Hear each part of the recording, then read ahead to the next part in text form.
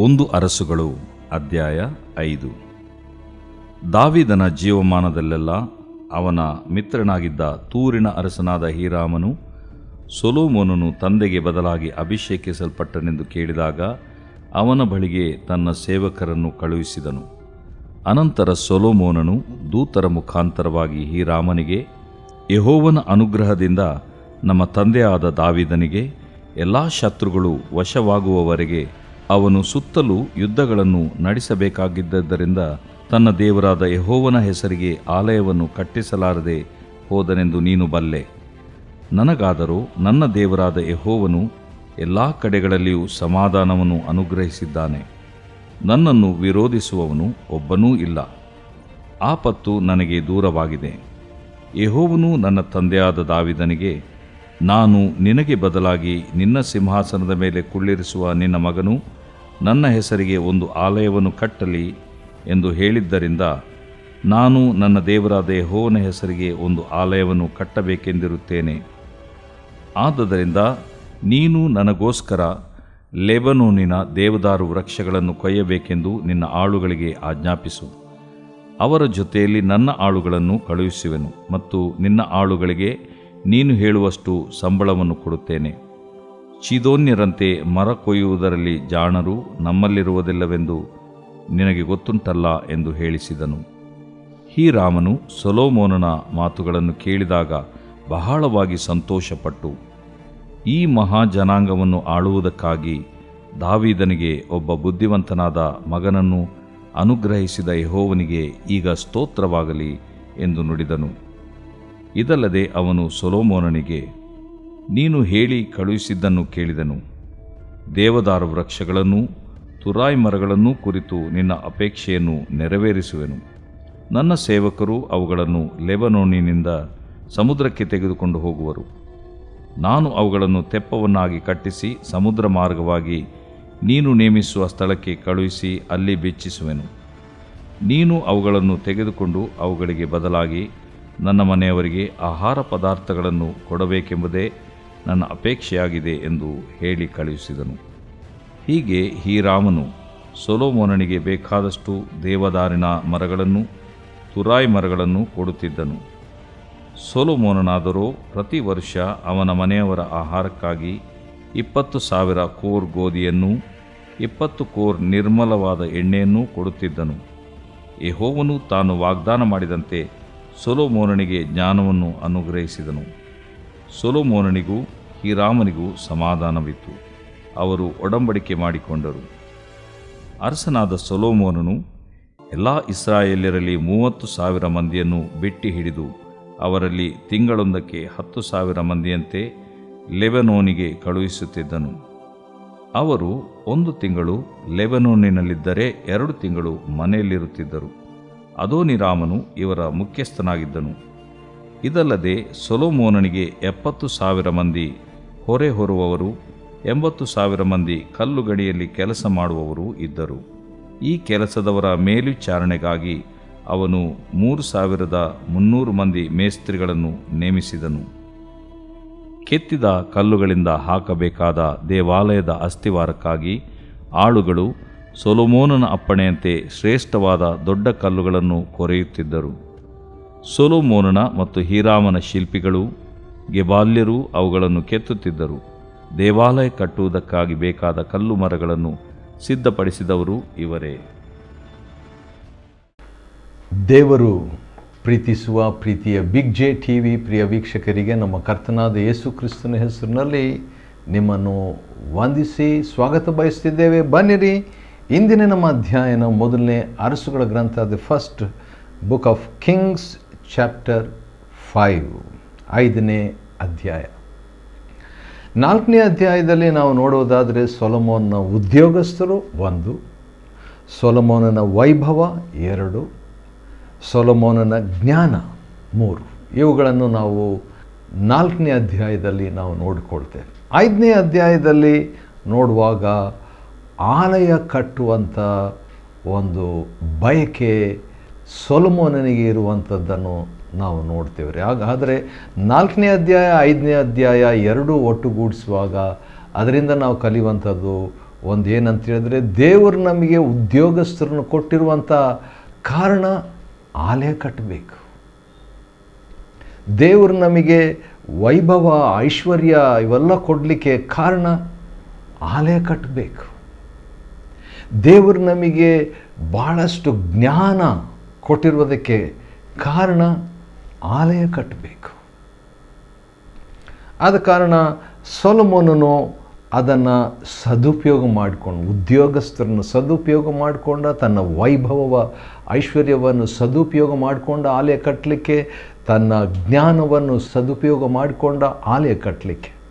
ಅಷ್ಟೇ ಅಲ್ಲದೆ ಇಬ್ಬರು ಹೆಣ್ಣುಮಕ್ಕಳು ಸೊಲೊಮೋನಿಗೆ ಇರುವಂಥದ್ದನ್ನು 4ನೇ ಅಧ್ಯಾಯದಲ್ಲಿ ನೋಡ್ತೀವಿ. ಒಬ್ಬ ಮಗಳ ಹೆಸರು ಏನಂತ ಹೇಳಿದ್ರೆ ಟಾಫತಳು ಅಂತ ಹೇಳ್ಬಿಟ್ಟು, ಟಾಫತ್ ಅಂತ ಹೇಳಿದರೆ ಹನಿ ಹನಿಯಾಗಿ ಸುರಿಯುವ ಎಂಬ ಅರ್ಥ ಕೊಡ್ತದೆ. ಇನ್ನೊಂದು ಅರ್ಥ ಏನಂತ ಹೇಳಿದ್ರೆ ಪ್ರೇರೇಪಿಸಲ್ಪಟ್ಟು ಮಾತನಾಡುವಂಥದ್ದು. ಯಾವ ರೀತಿಯಾಗಿ ಸೊಲೊಮೋನು ಒಂದೊಂದು ಜ್ಞಾನ, ಒಂದೊಂದು ಮಾತನ್ನು, ಜ್ಞಾನೋಕ್ತಿಗಳ ಮಾತುಗಳನ್ನು ಆಡುವಾಗ ಹನಿಗಳೋಪಾದಿಯಲ್ಲಿ ಅದು ಬರುತ್ತಿದ್ವು. ಆ ರೀತಿಯಾಗಿ ತನ್ನ ಮಗಳಿಗೆ ಆ ಹೆಸರನ್ನು ಸೊಲೊಮೋನ್ ಕೊಡ್ತಾನೆ ರೀ. ಇನ್ನೊಬ್ಬ ಮಗಳ ಹೆಸರು ಸುಗಂಧ ಅಂತ ಹೇಳ್ಬಿಟ್ಟು, ಅಂದರೆ ಆಕೆ ಹೆಸರು ಬಾಸೆಮಾತ್ ಅಂತ ಹೇಳ್ಬಿಟ್ಟು, ಬಾಸೆಮಾತಳು ಅಂತ ಹೇಳಿದ್ರೆ ಸುಗಂಧ, ಸುವಾಸನೆ ಎಂಬ ಹೆಸರುಳ್ಳಂಥ ವ್ಯಕ್ತಿ. ಹೌದು, ಪರಮಗೀತೆಯಲ್ಲಿ ಈ ಸುಗಂಧದ ಬಗ್ಗೆ ಇದೆ. ಸೊಲೊಮೋನನಿಗೆ ಬಹುಶಃ ಸುಗಂಧ ಅಂದರೆ ಭಾಳ ಇಷ್ಟ ಇತ್ತೇನೋ, ಮಗಳಿಗೆ ಆ ಹೆಸರನ್ನು ಅವನು ಕೊಟ್ಟಿರುವಂಥದ್ದನ್ನು ನಾವು ನೋಡ್ತೇವೆ. ಮತ್ತು 4ನೇ ಅಧ್ಯಾಯದಲ್ಲಿ ಇಸ್ರಾಯೇಲರು ಸಮುದ್ರ ತೀರದ ಉಸುಬಿನಷ್ಟಿದ್ದರು ಅಂತ ಹೇಳ್ಬಿಟ್ಟು, ಮೊದಲನೇ ಅರಸುಗಳ ಗ್ರಂಥ 4:20 ಇಸ್ರಾಯೇಲರು ಸಮುದ್ರದ ಉಸುಬಿನಷ್ಟಿದ್ದರು. ಆದರೆ ಅವನ ಜ್ಞಾನ ಎಷ್ಟಿತ್ತು ಅಂತ ಹೇಳ್ಬಿಟ್ಟು ಅದೇ ಮೊದಲನೇ ಅರಸುಗಳ ಗ್ರಂಥ 4:29 ನೋಡುವಾಗ ದೇವರು ಸೊಲೊಮೋನನಿಗೆ ಸಮುದ್ರ ತೀರದ ಉಸುಬಿನಷ್ಟು ಜ್ಞಾನ ಕೊಟ್ಟಿದ್ದಂತೆ. ಹಾಗಾದರೆ ಟ್ಯಾಲಿ ಆಯಿತು. ಸೊಲೊಮೋನು 3ನೇ ಅಧ್ಯಾಯದಲ್ಲಿ ದೇವರನ್ನು ಕೇಳ್ತಾನೆ, ನನಗೆ ಜ್ಞಾನ ಕೊಡು, ಇಷ್ಟೊಂದು ಜನರಿದ್ದಾರೆ, ಅವ್ರನ್ನ ನೋಡ್ಕೊಳ್ಳಿಕ್ಕೆ ನನಗೆ ಜ್ಞಾನ ಇಲ್ಲ, ಆದ ಕಾರಣ ಜ್ಞಾನ ಕೊಡು ಅಂತ ಹೇಳಿದಾಗ ಸಮುದ್ರದಷ್ಟು ಇಸ್ರಾಯೇಲರಿದ್ದಾರೆ ಅಂತ ಹೇಳ್ಬಿಟ್ಟು ದೇವರು ಸಮುದ್ರದಷ್ಟು ಜ್ಞಾನನೂ ಕೊಟ್ಬಿಡ್ತಾನೆ ರೀ. ಟ್ಯಾಲಿ ಆಯಿತು. ದೇವರು ಪಕ್ಷಪಾತಿ ಅಲ್ಲ, ದೇವರು ಅವನು ಕೇಳಿಕೊಂಡಷ್ಟು ಆತನು ಕೊಟ್ಟಿದ್ದಾನೆ. ಅಷ್ಟೇ ಅಲ್ಲ, ಇನ್ನೂ ಸ್ವಲ್ಪ ಹೇಳಬೇಕಾದ್ರೆ ಅವನಿಗೆ ಜ್ಞಾನ, ವಿವೇಕ, ಮನೋವಿಶಾಲತೆಯನ್ನು ದೇವರು ಕೊಟ್ಟಿದ್ದನು. ಮೂಡನ ದೇಶದವರ ಜ್ಞಾನಕ್ಕಿಂತಲೂ ಮತ್ತು ಐಗುಪ್ತರ ಜ್ಞಾನಕ್ಕಿಂತಲೂ ಮಿಗಿಲಾದಂಥ ಜ್ಞಾನ ದೇವರು ಸೊಲೊಮೋನಿಗೆ ಕೊಟ್ಟಿದ್ದನು. ಮತ್ತು ಅವನು ಕೆಲವು ಸ್ಪೆಷಲ್ ವ್ಯಕ್ತಿಗಳು ಇದ್ದರು, ಅವರೆಲ್ಲರಿಗಿಂತಲೂ ಸೊಲೊಮೋನನು ಜ್ಞಾನವಂತನಾಗಿದ್ದನು, ಜ್ಞಾನಿಯಾಗಿದ್ದನು. ಅವನು ಜ್ಞಾನೋಕ್ತಿಗಳನ್ನು 3000 ಜ್ಞಾನೋಕ್ತಿಗಳನ್ನು ರಚಿಸಿದ್ದನು. 1005 ಗೀತಗಳನ್ನು ಸೊಲೊಮೋನು ರಚಿಸಿದನು. ಆ ಸೊಲೊಮೋನ್ನ ಜ್ಞಾನವನ್ನು ಕೇಳುವುದಕ್ಕೋಸ್ಕರವಾಗಿ ಭಾಳ ಜನರು ಬೇರೆ ಬೇರೆ ಕಡೆಗಳಿಂದ ಅನೇಕರು ಬಂದರು. ನೋಡ್ರಿ, ದೇವರು ಹೇಗೆ ಎವ್ಯಾಂಜಲೈಸ್ ಅಥವಾ ಸ್ವಾರ್ಥ ಸೇವೆಯನ್ನು ಅನುಮತಿಸ್ತಾನಂತ ಹೇಳಿದ್ರೆ, ಒಬ್ಬರಿಗೆ ಭಾಳ ಜ್ಞಾನ ಕೊಟ್ಟುಬಿಟ್ಟು ಬೇರೆಯವರೆಲ್ಲ ಬಂದ ಜ್ಞಾನ ಕೇಳಿಕೊಂಡು ದೇವರನ್ನು ಕಂಡುಕೊಳ್ಬೇಕೆಂಬುದಾಗಿ. ದೇವರು ಏನಾದರೂ ನಮಗೆ ಕೊಟ್ಟಿದ್ರೆ ಅದರ ಉದ್ದೇಶ ಬೇರೆಯವರು ಕೊಟ್ಟಂಥ ದೇವರನ್ನು ಕಂಡುಕೊಳ್ಬೇಕು. ಸರಿ, 5ನೇ ಅಧ್ಯಾಯದಲ್ಲಿ ನೋಡುವಾಗ ಇಷ್ಟೊಂದು ಜ್ಞಾನ ಇಟ್ಟುಕೊಂಡು ಸೊಲೊಮೋನ್ ಏನು ಮಾಡಿದನ ಅಂತ ಹೇಳ್ಬಿಟ್ಟು ನೋಡುವಾಗ ಒಂದು ಕೆಲಸ ಮಾಡಿದ್ನಂತೆ. ಏನದು? ಚರ್ಚ್ ಕಟ್ಟಿದ್ನಂತೆ, ಆಲಯವನ್ನು ಕಟ್ಟಿದ್ನಂತೆ. ದೇವರು ನಮಗೆ ಹಣ ಕೊಟ್ಟರೆ ಚರ್ಚ್ ಕಟ್ಟಬೇಕು, ದೇವರು ನಮಗೆ ಜ್ಞಾನ ಕೊಟ್ಟರೆ ಸಭೆಯನ್ನು ಕಟ್ಟಬೇಕು, ದೇವರು ನಮಗೆ ವೈಭವವನ್ನು ಕೊಟ್ಟರೆ ಏನೇ ಕೊಟ್ಟರು ಇದನ್ನು ಸಭೆಗೋಸ್ಕರವಾಗಿ, ಸಭೆ ಕಟ್ಟೋದಂದರೆ ಕಲ್ಲು ಸಿಮೆಂಟು ಅವುಗಳಿಂದ ಕಟ್ಟೋದ್ರ ಬಗ್ಗೆ ನಾನು ಮಾತಾಡ್ತಾ ಇಲ್ಲ. ಅಂದರೆ ಇಬ್ಬರು ಮೂವರು ಇರ್ತಾರಲ್ಲ, ಅವರನ್ನು ಕಟ್ಟುವುದು, ಆತ್ಮಿಕವಾಗಿ ಕಟ್ಟುವಂಥದ್ದು. ಹೊಸ ಒಡಂಬಡಿಕೆಯ ಸಭೆ ಆತ್ಮಿಕವಾದ ಒಂದು ಸಭೆ. ಆದ ಕಾರಣ ದೇವರು ಕೊಡುವಂಥದ್ದನ್ನೆಲ್ಲವನ್ನು ನಾವೇ ತಕ್ಕೊಂಡು ನಾವೇ ಇಟ್ಕೊಂಡ್ಬಿಟ್ರೆ ನಾವು ಡೆಡ್ ಸಿ ಆಗಿಬಿಡ್ತೇವೆ ರೀ. ಡೆಡ್ ಸಿ, ಮೃತ್ಯು ಸಮುದ್ರ ಎಂಬುದಾಗಿ ಒಂದು ಸಮುದ್ರ ಇದೆ. ಅದರ ವಿಷಯವಾಗಿ ನೋಡುವಾಗ ಅದು ಎಲ್ಲ ನೀರುಗಳನ್ನು ಸಂಗ್ರಹಿಸಿ ತಾನೇ ಇಟ್ಕೊಂಡ್ಬಿಡ್ತದೆ, ಕೊಡೋದಿಲ್ಲ ಅದು. ಆದ ಕಾರಣ ದೇವರು ಕೊಟ್ಟೋದೆಲ್ಲವನ್ನು ನಾವೇ ತಗೊಂಡು ನಮಗೆ ನಾವು ಇಟ್ಕೊಂಡು ನಮಗೆ ಸ್ವಾರ್ಥವಾಗಿದ್ದರೆ ದೇವರು ಅಂಥವ್ರನ್ನು ಸಭೆ ಕಟ್ಟೋದಕ್ಕೆ ಯೂಸ್ ಮಾಡಲ್ಲ. ಆದರೆ ಸೊಲೊಮೋನನು ದೇವರು ಕೊಟ್ಟಂಥ ಜ್ಞಾನವನ್ನು ಯೂಸ್ ಮಾಡಿದ್ರಿಂದ ಈಗ ಅವನಾಗಿಯೇ ಏನಂತ ಮಾಡ್ತಾನೆ ನೋಡ್ರಿ. 5ನೇ ಅಧ್ಯಾಯ 1ನೇ ವಚನ, ದಾವೀದನ ಜೀವಮಾನದಲ್ಲೆಲ್ಲ ಅವನ ಮಿತ್ರನಾಗಿದ್ದ ತೂರಿನ ಅರಸನಾದ ಹೀರಾಮನು. ವಾವ್! ದಾವೀದನಿಗೆ ಇನ್ನೊಬ್ಬ ಫ್ರೆಂಡ್ ಇದ್ದನು, ಆತ್ಮಿಕ ಫ್ರೆಂಡು ನಾತಾನು. ಅವನು ತಪ್ಪು ಮಾಡಿದಾಗ ಗದರಿಸಿದ. ಈಗ ದಾವೀದನಿಗೆ ಇನ್ನೊಬ್ಬ ಫ್ರೆಂಡ್ ಇದ್ದನು ಅಂತ ಹೇಳ್ಬಿಟ್ಟು ದೇವರ ಆತ್ಮನು ನಮಗೆ ತಿಳಿಸ್ತಾನೆ. ಆ ಫ್ರೆಂಡು ಬಿಲಿವರ್ ಆಗಿರಲಿಲ್ಲ, ಅವಿಶ್ವಾಸಿ ಆಗಿದ್ದನು. ಅದರ ಅನಂತರ ಅವನು ವಿಶ್ವಾಸಿ ಆಗುವಂಥದ್ದನ್ನು ನಾವು ನೋಡ್ತೇವೆ. ಯಾಕಂದರೆ ದಾವೀದನ ಜೀವಮಾನದಲ್ಲೆಲ್ಲ ಅವನ ಮಿತ್ರನಾಗಿದ್ದ ತೂರಿನ ಅರಸನು, ಇಸ್ರಾಯೇಲ್ ಅರಸನಲ್ಲ, ತೂರಿನ ಅರಸನು ಹೀರಾಮನು. ಹೀರಾಮ್ ಅಂತೇಳಿದರೆ ಬಿಳಿ, ಶ್ವೇತ, ವೈಟ್ ಎಂಬುದಾಗಿ. ಹೀರಾಮನು ಸೊಲೊಮೋನನು ತಂದೆಗೆ ಬದಲಾಗಿ ಅಭಿಷೇಕಿಸಲ್ಪಟ್ಟನೆಂದು ಕೇಳಿದಾಗ ಅವನ ಬಳಿಗೆ ತನ್ನ ಸೇವಕರನ್ನು ಕಳಿಸ್ತಾನೆ. ಈಗ ನನ್ನ ಫ್ರೆಂಡ್ ದಾವೀದನ ಬದಲಾಗಿ ಈಗ ಸೊಲೊಮೋನನು ಅವನ ಮಗ ಈಗ ರಾಜನಾಗ್ಬಿಟ್ಟಿದ್ದಾರೆ ಅಂದ ತಕ್ಷಣ ಈ ಹೀರಾಮನ್ ಏನು ಮಾಡ್ತಾನೆ, ಕೆಲವರನ್ನು ಸೇವಕರನ್ನು ಕಳಿಸ್ತಾನೆ. ಅನಂತರ ಸೊಲೊಮೋನನು ದೂತರ ಮುಖಾಂತರವಾಗಿ ಹೀರಾಮನಿಗೆ ಏನಂತ ಹೇಳ್ತಾನೆ, ಯೆಹೋವನ ಅನುಗ್ರಹದಿಂದ ನಮ್ಮ ತಂದೆಯಾದ ದಾವೀದನಿಗೆ ಎಲ್ಲ ಶತ್ರುಗಳು ವಶವಾಗುವವರೆಗೆ ಅವನ ಸುತ್ತಲೂ ಯುದ್ಧಗಳನ್ನು ನಡೆಸಬೇಕಾದದ್ದರಿಂದ ತನ್ನ ದೇವರಾದ ಯೆಹೋವನ ಹೆಸರಿಗೆ ಆಲಯವನ್ನು ಕಟ್ಟಲಾರದೇ ಹೋದನು. ಇದರಿಂದ ಒಂದು ದೊಡ್ಡ ಪಾಠ ಏನು, ಯಾರು ಸಭೆಯನ್ನು ಕಟ್ಟಲಿಕ್ಕೆ ಆಗಲ್ಲ ಎಂಬುದಾಗಿ. ದಾವೀದನು ಒಳ್ಳೆ ಮನುಷ್ಯ, ಒಳ್ಳೆ ಮನಸ್ಸಿತ್ತು, ದೇವರಿಗೆ ಒಪ್ಪೋ ಮನುಷ್ಯನಾಗಿದ್ದ. ಆದರೂ ಕೂಡ ಸಭೆಯನ್ನು ಕಟ್ಟಲಿಲ್ಲ ಅವನು. ಯಾಕಂತ ಹೇಳಿದ್ರೆ ಯಾವಾಗ ನೋಡಿರೋ ಫೈಟಿಂಗ್. ಯಾವಾಗ ನೋಡಿರೋ ಜಗಳ ಆಡ್ತಾ ಇರುವಂಥ ವ್ಯಕ್ತಿಗಳು ದೇವರ ಆಲಯವನ್ನು ಕಟ್ಟುವುದಕ್ಕೆ ಆಗುವುದಿಲ್ಲ. ಇಲ್ಲಿ ಕೂಡ 3ನೇ ವಚನದಲ್ಲಿ ಇದೇ ಕಾರಣವನ್ನು ಸೊಲೊಮೋನನು ಹೀರಾಮನಿಗೆ ಹೇಳ್ತಿದ್ದಾನ್ರಿ. ಏನಂತ,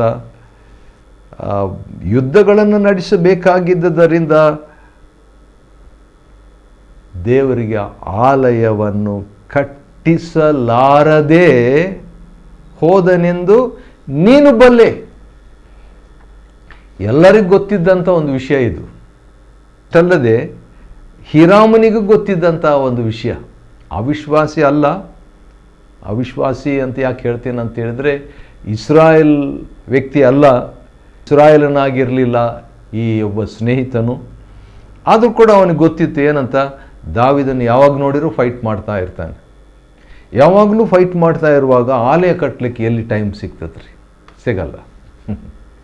ಅದಕ್ಕೆ ದಾವೀದನು ಆಲಯ ಕಟ್ಟದೇ ಸತ್ತು ಹೋದನು. ಆಲಯ ಕಟ್ಟದೆ, ಸಭೆ ಕಟ್ಟದೆ ಸತ್ತು ಹೋದನು. ಆದರೆ ಈಗ ಸೊಲೊಮೋನ್ನ ಸಾಕ್ಷಿ ಕೇಳ್ರಿ, ಭಾಳ ವಿಚಿತ್ರವಾದ ಸಾಕ್ಷಿ. 4ನೇ ವಚನದಲ್ಲಿದೆ, 1ನೇ ಅರಸುಗಳ ಗ್ರಂಥ 5:4. ಅದರಲ್ಲಿ ಏನಿದೆ, ನನಗಾದರೂ ನನ್ನ ದೇವರಾದ ಯೆಹೋವನು ಎಲ್ಲ ಕಡೆಗಳಲ್ಲಿಯೂ ಸಮಾಧಾನವನ್ನು ಅನುಗ್ರಹಿಸಿದ್ದಾನೆ. ನನ್ನನ್ನು ವಿರೋಧಿಸುವವನು ಒಬ್ಬನೂ ಇಲ್ಲ. ಫೈಟ್ ಮಾಡಲಿಕ್ಕೆ ನನಗೆ ಒಬ್ಬರೂ ಇಲ್ಲ. ಆಪತ್ತು ನನಗೆ ದೂರವಾಗಿದೆ. ವಾವ್, ಇದೆಯಂಥ ಜೀವನ. ಸಮಾಧಾನವನ್ನು ಅನುಗ್ರಹಿಸಿದ್ದಾನೆ. ಸೊಲೊಮೋನ್ ಅಂದರೆ ಸಮಾಧಾನ ಅಂತ. ಹಾಗಾದರೆ ಸಮಾಧಾನ ಪುರುಷನಿಗೆ ದೇವರು ಸಮಾಧಾನ ಕೊಟ್ಟಿದ್ದಾನೆ. ಸಮಾಧಾನ ಅಂದರೆ ವಿರೋಧಿಸುವವರು ಒಬ್ಬರು ಇರಬಾರ್ದು, ಜಗಳ ಇಲ್ಲ, ಆಪತ್ತು ನನಗೆ ದೂರವಾಗಿದೆ.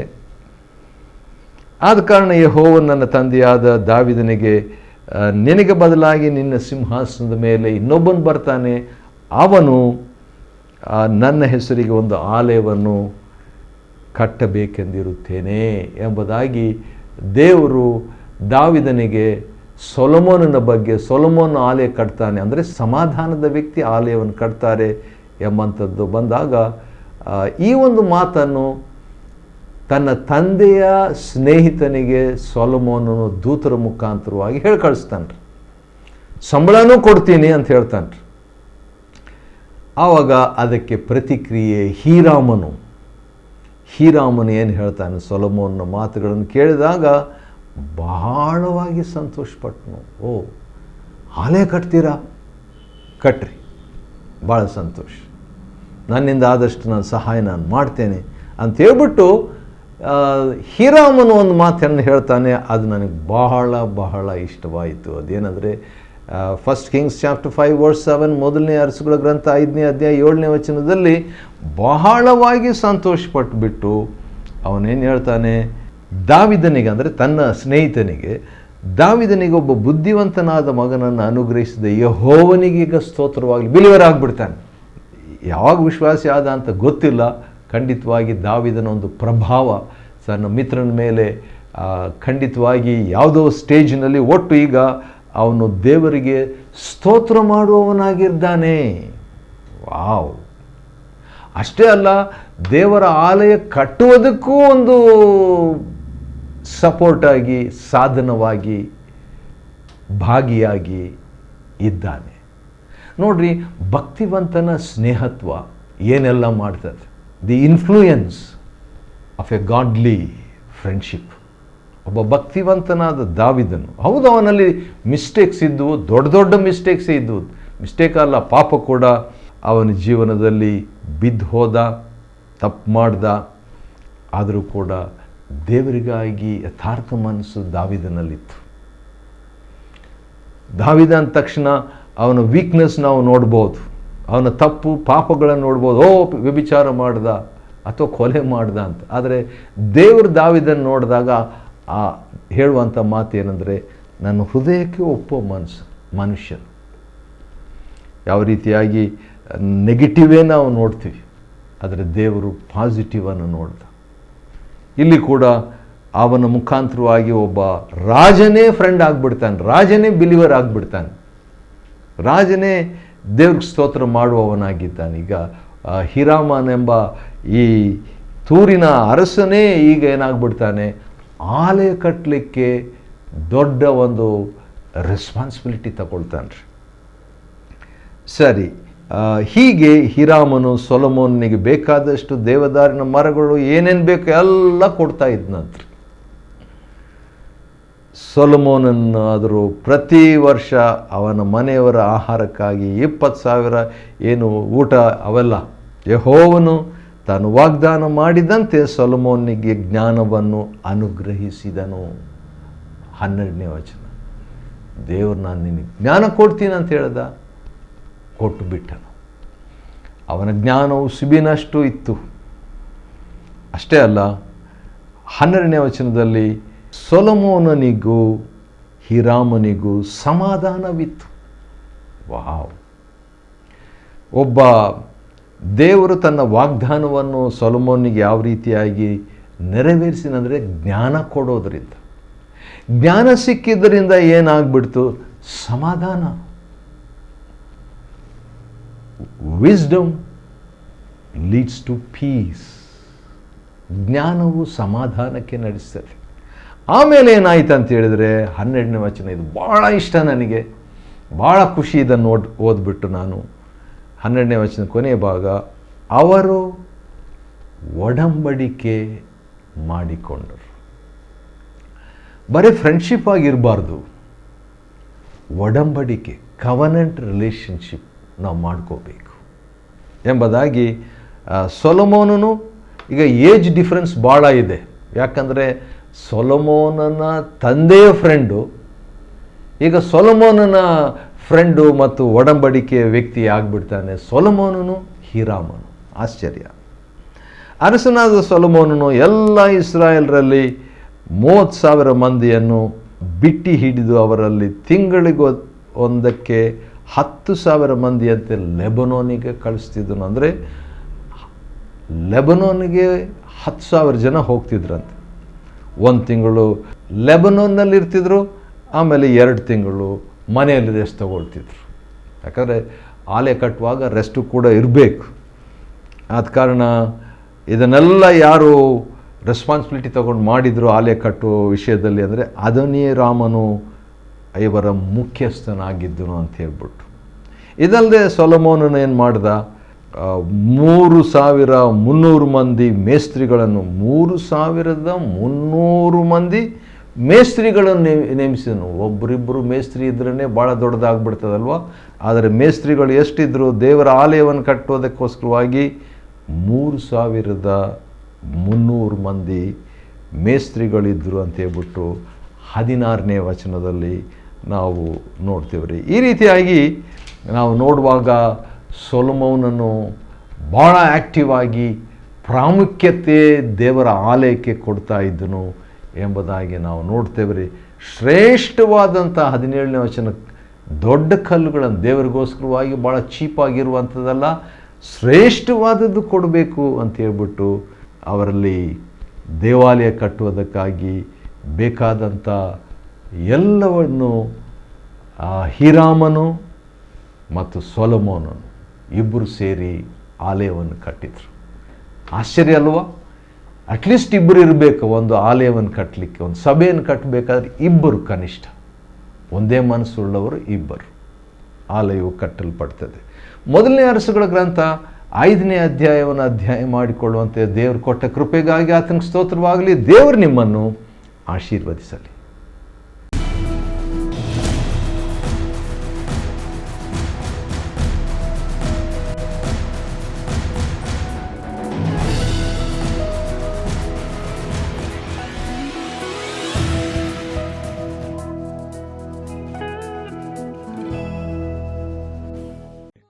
Chapter 5. And Hiram king of Tyre sent his servants unto Solomon, for he had heard that they had anointed him king in the room of his father. For Hiram was ever a lover of David. And Solomon sent to Hiram, saying, Thou knowest how that David my father could not build an house unto the name of the Lord his God, for the wars which were about him on every side, until the Lord put them under the soles of his feet. But now the Lord my God hath given me rest on every side, so that there is neither adversary nor evil occurrent. And behold, I purpose to build an house unto the name of the Lord my God, as the Lord spake unto David my father, saying, Thy son, whom I will set upon thy throne in thy room, he shall build an house unto my name. Now therefore command thou that they hew me cedar trees out of Lebanon, and my servants shall be with thy servants, and unto thee will I give hire for thy servants according to all that thou shalt appoint. For thou knowest that there is not among us any that can skill to hew timber like unto the Sidonians. And it came to pass, when Hiram heard the words of Solomon, that he rejoiced greatly, and said, Blessed be the Lord this day, which hath given unto David a wise son over this great people. And Hiram sent to Solomon, saying, I have considered the things which thou sentest to me for, and I will do all thy desire concerning timber of cedar, and concerning timber of fir. My servants shall bring them down from Lebanon unto the sea, and I will convey them by sea in floats unto the place that thou shalt appoint me, and will cause them to be discharged there. And thou shalt receive them, and thou shalt accomplish my desire in giving food for my household. So Hiram gave Solomon cedar trees, and fir trees according to all his desire. And Solomon gave Hiram 20,000 measures of wheat for food to his household, and 20 measures of pure oil. Thus gave Solomon to Hiram year by year. And the Lord gave Solomon wisdom, as he promised him, and there was peace between Hiram and Solomon, and they two made a league together. And King Solomon raised a levy out of all Israel, and the levy was 30,000 men. And he sent them to Lebanon, 10,000 a month by courses, A month they were in Lebanon, and 2 months at home, and Adoniram was over the levy. And Solomon had 70,000 that bare burdens, and 80,000 hewers in the mountains. Beside the chief of Solomon's officers, which were over the work, 3,300 which ruled over the people that wrought in the work. And the king commanded, and they brought great stones, costly stones, and hewed stones, to lay the foundation of the house. And Solomon's builders and Hiram's builders did hew them, and the stone quarters, so they prepared timber and stones to build the house.